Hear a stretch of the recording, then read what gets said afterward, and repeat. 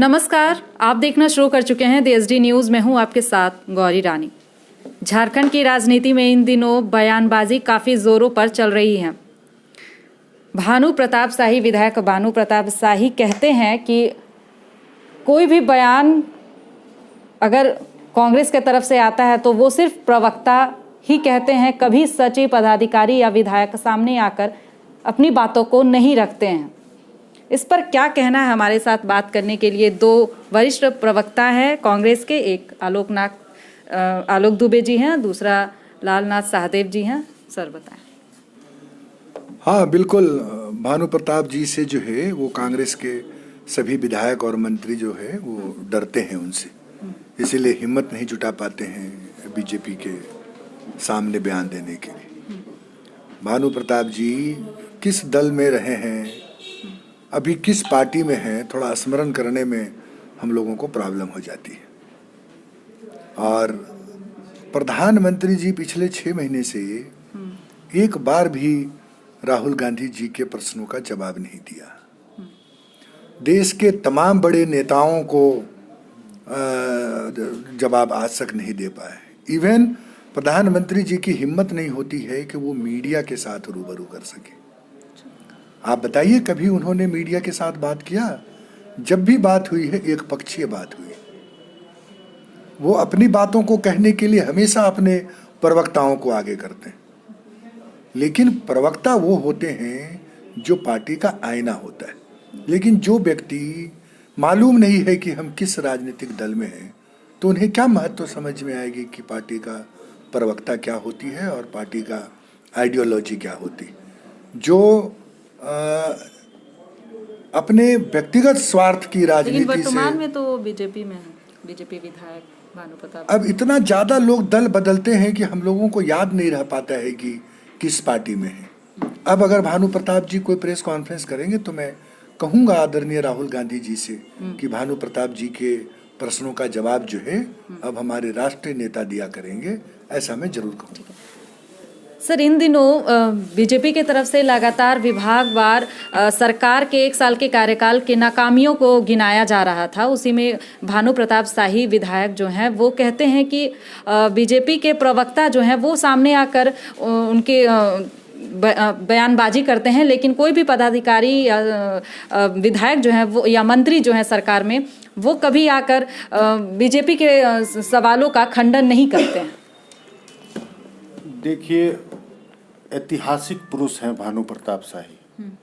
जो इतिहास उनके नाम, उनके परिवार के नाम दर्ज है, झारखंड के 20 वर्षों में ऐसा देखने को नहीं मिला। जब वो जेल में बंद थे तो उनके एवज में उनके पिताजी 6 महीना मंत्री रहे थे, स्वास्थ्य मंत्री।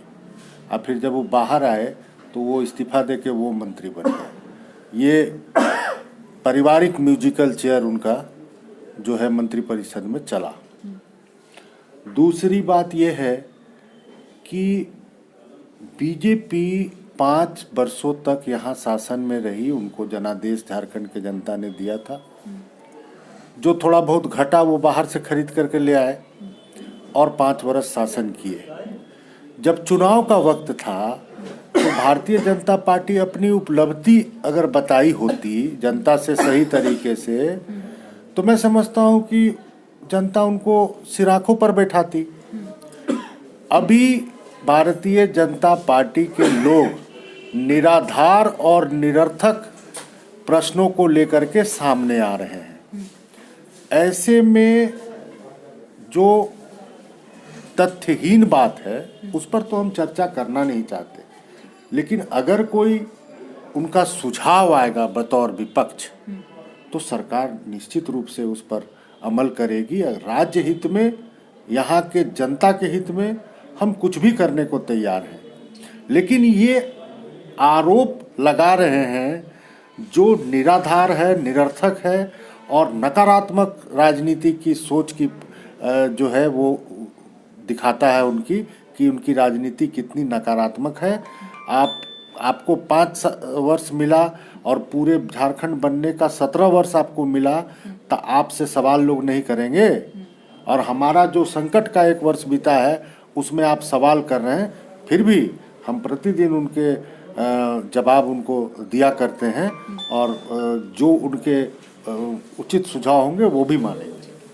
सर, बीजेपी प्रदेश अध्यक्ष दीपक प्रकाश का कहना है कि ये सरकार जो है वो सर्कस है और रिंग मास्टर कांग्रेस है। देखिए, दीपक प्रकाश जी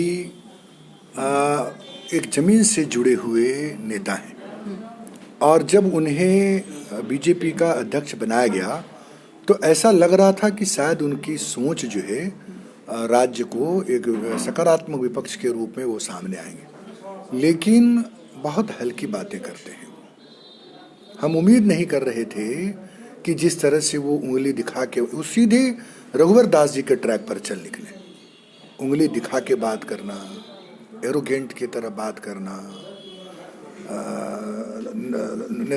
राजनेताओं के ऊपर या सत्ता पक्ष के ऊपर ऐसी बयानबाजी या वक्तव्य देना जो कि शोभा नहीं देती है। राज्यसभा के सांसद भी हैं वो। कौन सर्कस चला रहा है, कौन नौटंकी करा रहा है, ये उन्होंने नज़दीक से देखा है 5 साल को। पहले तो अभी बेरमो और दुमका में ये कह रहे थे कि बस इस चुनाव के बाद सरकार अब जाने वाली है, याद कीजिए आप। तो एक गंभीर बात अगर आप नहीं करके हल्की बातें करेंगे तो खुद आप जो है अपने नेताओं के, अपने पार्टी के कार्यकर्ताओं के बीच में आपकी जगहसाई हो रही है। आपको ये जरूर मालूम होना चाहिए कि इस कलयुग में या कभी भी दुनिया में हाथी नहीं उड़ा।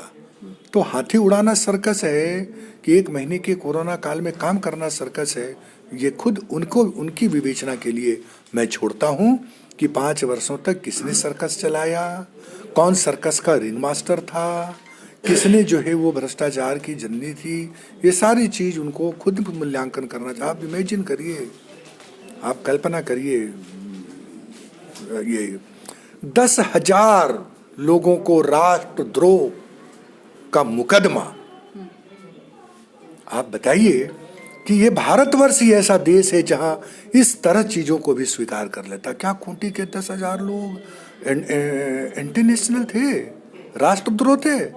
अगर उनका मुकदमा इस सरकार ने वापस लिया तो क्या गलत किया? वो सर्कस था कि आज सर्कस हुआ इनको हटाना? तो ये हल्की बातें करते हैं भारतीय जनता पार्टी के लोग और इसीलिए यहाँ अब जितने भी मधुपुर आ रहा है दिखाएगा सर्कस वहाँ का जनता इनको। तो हेमंत सरकार के कार्यकाल का 1 साल पूरा हो चुका है, वहीं विपक्ष जो है वो लगातार विभागवार नाकामियों को, सरकार के 1 साल के नाकामियों को गिना रही है। इसे राजनीतिक गलियारों में काफ़ी बयानबाजी चल रही है और यह बयानबाजी अगला क्या मोड़ लेती है यह देखने की बात होगी। तो फिलहाल इस खबर में इतना ही। तमाम और खबरों के साथ बने रहने के लिए देखते रहें DST न्यूज़।